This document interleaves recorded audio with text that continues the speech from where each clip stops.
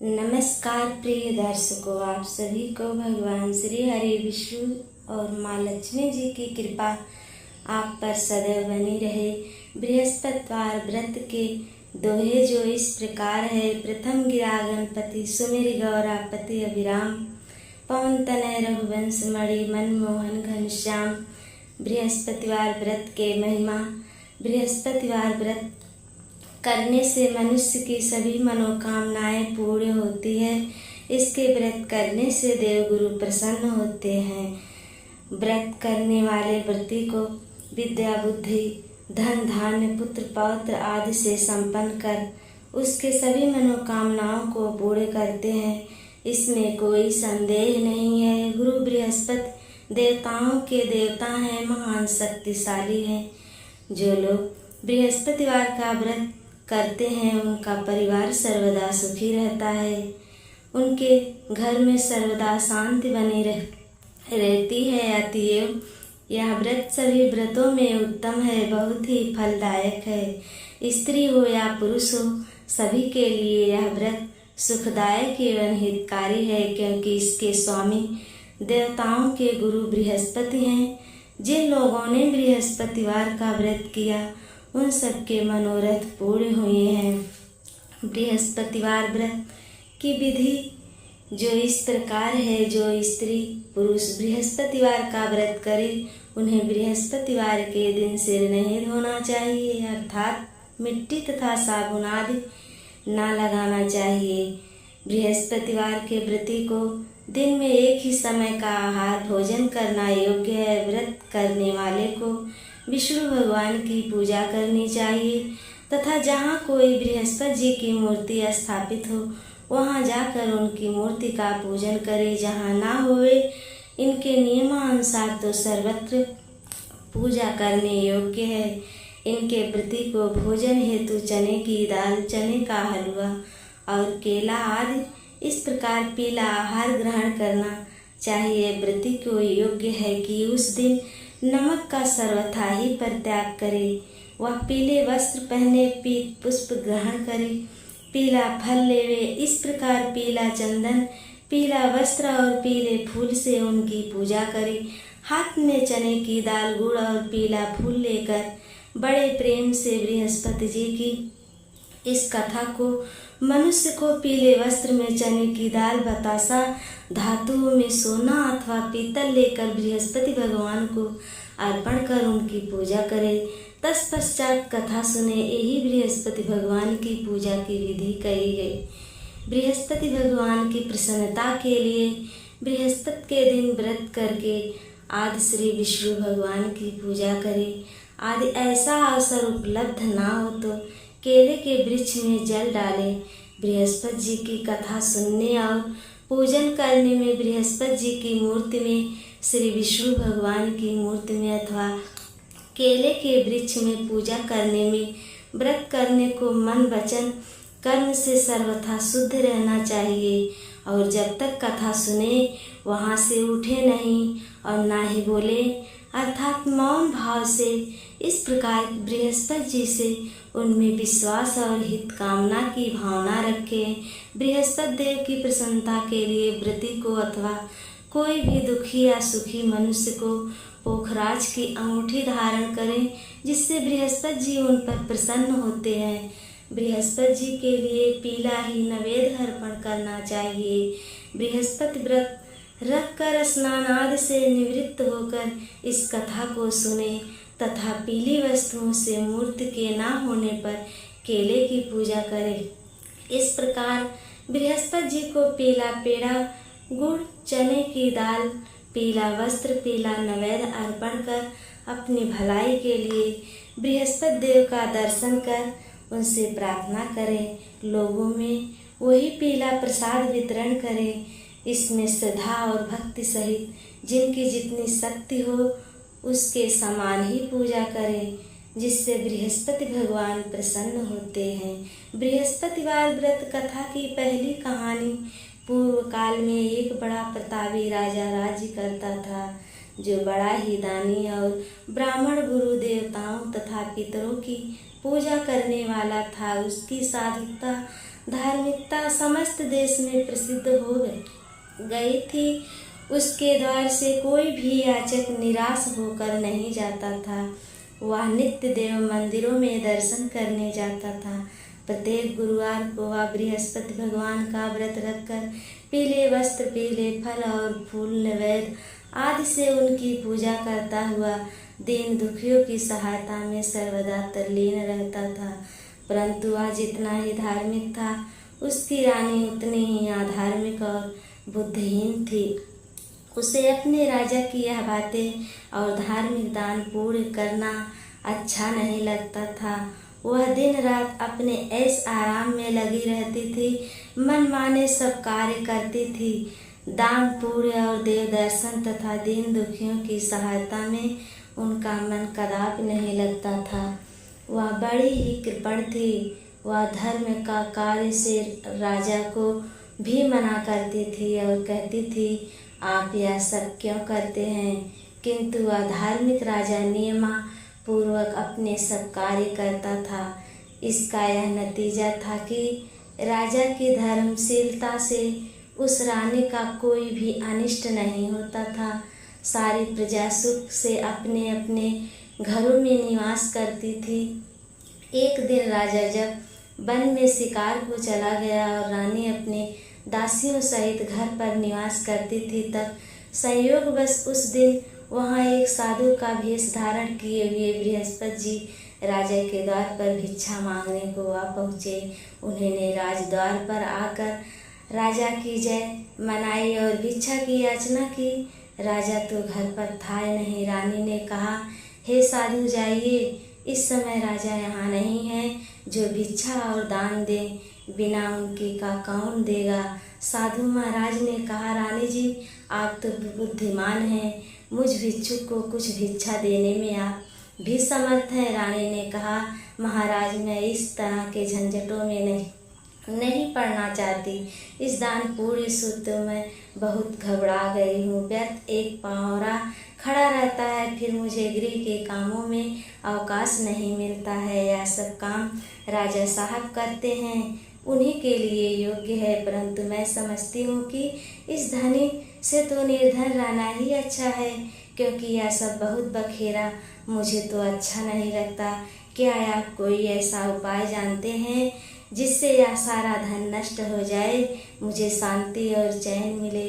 यदि आप जानते हैं तो बतलाएं। बृहस्पति भगवान ही तो वहाँ साधु बनकर आए थे। उन्होंने कहा, है तुम क्या कह रही हो? भला संसार में ऐसा कोई होगा जिसे संतति और धन ना प्यारा हो? भला इससे कोई दुखी होता है? हे देवी, इन दो बातों को तो सभी को चाह रहती है, चाहे कोई धर्मात्मा हो या अधर्मी हो, सभी को धन की इच्छा करते हैं। इस धन की महिमा को तो क्या कहूँ। ऋषि, धर्मात्मा और अधार्मिक सभी को धन की सब प्रकार की आवश्यकता पड़ती है। यदि तुमको भगवान ने धन दिया है तो उसका सदुपयोग करो। महात्मा कबीर ने कहा है, भूखे को भोजन, नंगे को प्यासे को नीर, इतना बाटे सत्य कबीर। तुम्हारे पास धन है तो भूखे मनुष्य को भोजन कराओ, पौसारे बैठाओ, जिनके वस्त्र ना हो उन्हें वस्त्र दो। इस प्रकार अन्न, वस्त्र, जल का दान करो। धर्मशाला बनवाओ, ताल तलैया, कुआं, बाग बगीचे आदि ये सब बनवाओ। यज्ञ करो, साधु ब्राह्मणों को भोजन खिलाओ। जिनके पास धन नहीं हो उनकी सहायता करो, उनकी कंवारी कन्याओं का विवाह कराओ। इस प्रकार कितने भी यहाँ आदि धार्मिक कार्य हैं जिन्हें तुम कर सकती हो। यह क्या कहना है कि सब धन नष्ट हो जाए, मैं चैन से सांस लूँ? मैं सर्वप्रथम आपको यही कहूँगा कि आप इस प्रकार के कर्मों से अपने कुल और नाम को उज्जवल कर लो, इस मनुष्य के जन्म को सार्थक कर लो। मनुष्य के अच्छे कर्म ही उसके लोक परलोक में सहायक होते हैं। अंत में सब शरीर त्याग करते हैं, तब स्वर्ग को जाते हैं। वहाँ उन्हें नाना प्रकार के सुखों की प्राप्ति होती है। परंतु साधु महात्मा की इस बात का उस रानी पर कोई प्रभाव नहीं पड़ा। उसने कहा, नहीं महाराज, मुझे इतना धन नहीं चाहिए जिसे मैं इतना यत्न करके उठाऊं और रखूं। तथा उसे फिर दान डालूं, अथवा आपने जो कहा इतना यत्न करके मैं पाखंड करूं, मुझे तो यही समय नहीं मिलता है, सारा समय इसी में नष्ट हो जाता है। महात्मा ने फिर कहा, हे देवी, बड़े दुख की बात है जो तुम अपना ऐसा विचार प्रकट करती हो। अच्छा, यदि तुम्हारी यही इच्छा है तो सुनो, अब मैं तुम्हें जैसा युक्ति बतलाता हूँ तुम ऐसा ही करो, इससे तुम्हारी हर इच्छा पूर्ण हो जाएगी। बृहस्पतिवार के दिन तुम अपने सब घर को लिपवा देना।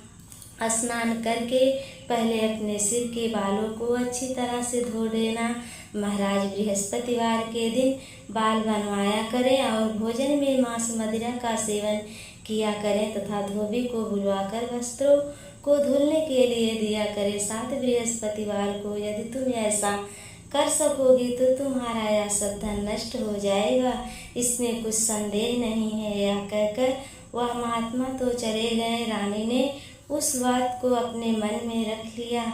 उससे बृहस्पतिवार के दिन वैसा ही किया।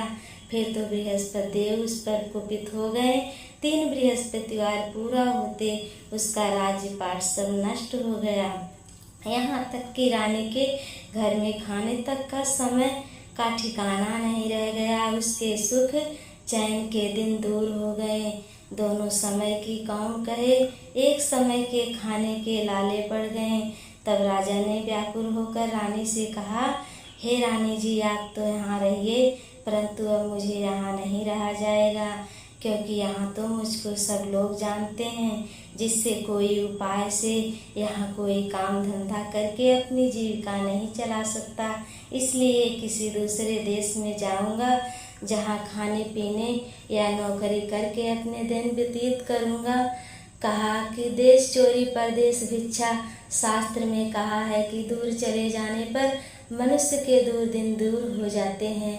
यह कहकर राजा ने घर छोड़ दिया और दूर परदेश में चले गए, परंतु वहाँ से कोई भी अच्छी बुद्धि ना प्राप्त हुई तो वन में जाकर वह लकड़ियाँ काटकर शहर में लाकर बेचते और उससे जो कुछ मिल जाता उसी से वो किसी तरह से अपना पेट पालन कर लेते। इधर रानी को भी अपने घर पड़े पड़े उपवास करती और कपड़े लत्ते में फटे हाल रहती। किसी भी दिन इधर उधर से कुछ मिल जाता तो वो खा लेती, केवल पानी पीकर सो जाती, मारे भूख के करवट बदल कर रात काट लेती। इस प्रकार उसकी यह दशा हो गई कि कई दिन तक उसे खाने को कुछ नहीं मिला, तो मारे भूख के दम घुटने लगा। तब उसने अपने दासी को बुलाकर कहा, हे दासी, तुम मेरी पुरानी दासी हो, इस समय तुम हमारी इतनी सहायता करो कि हमारी बहन के यहाँ जाकर उससे कुछ दुख कहकर हमारे लिए सहायता में कुछ अन्न मांग लाओ। हमारी बहन नेक और धनवान है, अवश्य ही सहायता करेगी। यदि वह कुछ समय कर देती है तो हमारे कुछ दिन खाने को हो जाता है, नहीं तो 10-5 सेर बेझड़ ही मांग लाना। दासी उसकी बहन के घर गई। जिस समय वह दासी उसकी बहन के पास पहुंची, उस समय बृहस्पति जी का व्रत किए कथा सुनने को बैठी थी। उसने उसी समय कहा कि हे रानी, आपकी बहन आपके पास आई है। आपकी बहन इस समय बड़े कष्ट में है, आप उनकी कुछ सहायता करें, नहीं तो 10-5 सेर बेझड़ ही उनके लिए देवें तो कुछ दिन कट जाएंगे। दासी ने कई बार कहा, परंतु रानी ने ध्यान नहीं दिया, कुछ ना बोली, क्योंकि वह मौन भाव से एकाग्रचित होकर बृहस्पति भगवान की कथा सुनने में लीन थी। जब रानी कुछ ना बोली तो वह मन में उदास होकर अपने घर लौट गई। उस रानी के पास चली आई जिसने उसे भेजा था और आकर रानी से कहा कि आपकी बहन तो बड़ी घमंडी है, वह सहायता और बेझड़ क्या देती, उसने तो मुँह से एक बात भी ना की। उसे सुनकर रानी ने कहा, यह उसका दोष नहीं है, यह सब अपने बुरे कर्मों का दोष है। जब बुरे दिन आते हैं तब तृण भी पहाड़ बन जाता है, मित्र भी शत्रु हो जाते हैं तथा कोई भी उस दुखी का साथ नहीं देता। इधर तो यह बात हुई उधर जब वह रानी बृहस्पति की कथा सुनकर उठी तो उसे ख्याल आया कि मेरी बहन की दासी आई थी और व्रत कथा सुनने में मैं उससे कुछ बात भी नहीं की। इस बात को विचार कर किंचित शांत रही। भाव भक्ति से संपूर्ण विष्णु जी का पूजन किया। उसने भगवान की पूजा की। विसर्जन कर वह सीधे अपनी बहन के घर आई। कहा कि हे बहन, तुम्हारी दासी मेरे पास गई थी, परंतु मैं बृहस्पति भगवान का व्रत किए बैठी थी और मौन भाव से कथा सुन रही थी। उस कथा में जब तक कथा पूरी ना हो जाए तब तक बोला नहीं जाता है, वहाँ से उठा ही नहीं जाता। इस कारण वह लौट आई और कहा, बहन, उसे आपने मेरे पास किस लिए भेजा था? रानी बोली, बहन, मेरे पास अन्न नहीं था। तुम तो जानती हो कि इधर हमारे घर की दशा बड़ी शोचनीय हो गई है, इसलिए मैंने दासी को तुम्हारे पास 5 सिर बेझड़ लेने के लिए भेजा था, परंतु वह खाली हाथ लौट आई। मैंने सोचा कि तुम किसी काम में फंसी होगी जिससे दासी को यह लौटा दिया होगा। रानी बोली, नहीं बहन, उसने तो मुझसे कुछ भी नहीं कहा, परंतु क्या बात है मैं समझती नहीं हूँ। तुम्हारे घर में बेझड़ मौजूद है, तुम अपने घर में जाकर देखो। अपनी बहन के ऐसा कहने पर रानी जब घर में जाकर देखा तो बेझड़ भरा हुआ मिला। अब तो रानी और दासी बहुत खुश हुई। दासी ने कहा, हे रानी, यह तो भोजन के अभाव में हम लोग नित्य ही व्रत करते हैं, इसलिए मेरी समझ में आता है कि यदि हम लोग इससे व्रत विधि और कथा पूछ लें तो कोई हानि नहीं है। रानी ने कहा, कोई हानि नहीं है, अवश्य ही पूछ लिया जाए। रानी ने अपनी बहन के समीप बैठकर पूछा, हे बहन, बृहस्पति के व्रत का क्या विधान है और यह व्रत कैसे किया जाता है? उस धार्मिक रानी ने कहा, बहन, बृहस्पति भगवान की कथा में कोई विशेष झंझट नहीं करनी पड़ती है। केवल चने की दाल और मुनक्का से विष्णु भगवान के केले की जड़ में पूजन करना चाहिए तथा वहाँ दीपदान करना चाहिए। उस दिन पीला भोजन करें और कहानी सुने। ऐसा करने से बृहस्पति भगवान प्रसन्न होते हैं, उनकी सभी मनोकामना को पूर्ण करते हैं, धन और पुत्र की प्राप्ति होती है तथा मनुष्य की सब मनोकामनाएं पूर्ण हो जाती है। यह सुनकर उस रानी और दासी दोनों ने निश्चय किया बृहस्पतिवार का व्रत अवश्य करेगी। जब 7 दिन बाद बृहस्पतिवार का दिन आया तो उस दिन दोनों ने व्रत किया तथा चना और गुड़ कहाँ से मिले इसके लिए उन्होंने घुड़साल में प्रवेश किया और जाकर चना गुड़ बेन लाई। उस चने की दाल बनाकर गुड़ सहित जाकर केले की जड़ में विष्णु भगवान की पूजा की। इस प्रकार उन्होंने व्रत किया, परंतु पीला भोजन कहाँ से प्राप्त हो? बेचारी रानी और दासी दोनों ही बड़ी दुखी हुई, परंतु व्रत के प्रभाव से भगवान बृहस्पति जी बड़े प्रसन्न थे, इसलिए थालों में पीला भोजन लिए भगवान स्वयं उपस्थित हुए और दासी को देकर बोले, यह तुम्हें और तुम्हारी रानी दोनों के लिए है, अब इसी को भोजन करना। दासी बहुत प्रसन्न हुई, वह भोजन रानी के पास ले गई और सब बातें कहकर भोजन दिया। दासी और रानी दोनों ने बड़ी प्रसन्नता के साथ भोजन किया। फिर तो वह बृहस्पतिवार को व्रत रखती, देवगुरु बृहस्पति के लिए भगवान विष्णु की पूजा करती। इस पूजा से फिर वह रानी हो गई। उसके ज्यों के त्यों धन संपदा भरने लगी। दासी बड़ी धनवान हो गई, परंतु ब्रह्मा के लेख और कर्म को कोई मिटा न सकता है। रानी फिर आलसी हो गई। तब दासी ने कहा, देखो रानी, तुम पहले भी इसी प्रकार आलस्य करती थी जिससे सब कुछ नष्ट हो गया। बहुत ही परिश्रम के बाद तुम्हारे ये सुदिन लौटे हैं, या फिर वही आलस्य ना करो। दीन जनों को दान देकर सब पूरे कर्म करो। भूखे को भोजन और प्यासे को पानी दो। पसारे बैठाओ, ब्राह्मणों को दान दो, मान सम्मान और भोजन दो। रानी ने फिर खूब सुकर्म किया।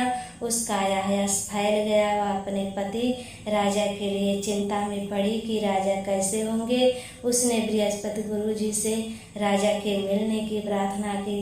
भगवान ने रात्रि में राजा को स्वप्न में दिया। राजा प्रातः काल होते ही अपने देश को चला आया। मार्ग में उसकी बृहस्पति से भेंट हो गई। उन्होंने राजा से अपना व्रत करने को कहा। व्रत में चने की दाल, गुड़ और केले के वृक्ष में भगवान विष्णु की पूजा करने को कहा। राजा ने कहा, मैं तो लकड़हारा का काम करता हूँ, इतना पैसा कहाँ पाऊँगा जो यह सब विधि विधान से करूँगा। साधु के वेश में बृहस्पति जी आए और बोले कि साधु महात्मा के कथन से जब बृहस्पतिवार का व्रत किया तो उसके लकड़ी के व्यापार में दोना चौगुना लाभ होने लगा। परंतु किसी एक दिन बृहस्पतिवार का व्रत उसने नहीं किया तो गुरु बृहस्पति जी नाराज हो गए। उन्हें बड़ा कष्ट हुआ। एक दिन उस नगर के राजा ने यज्ञ किया जिसमें उसने यह घोषणा कर दी कि कोई मनुष्य अपने घर में भोजन ना करे, ना अग्नि जलावे, सभी मेरे घर में आकर भोजन करे। जो आज्ञा का पालन नहीं करेगा फांसी पर लटका दिया जाएगा। आज्ञा के सभी भोजन करने आए। एक लकड़हारा कुछ देर से पहुंचा, इसलिए राजा अपने घर लिवा गए। जब भोजन करा रहे थे तो रानी दृष्टि खूंटी पर पड़ी जिस पर उसका नौलखा हार लटका हुआ था।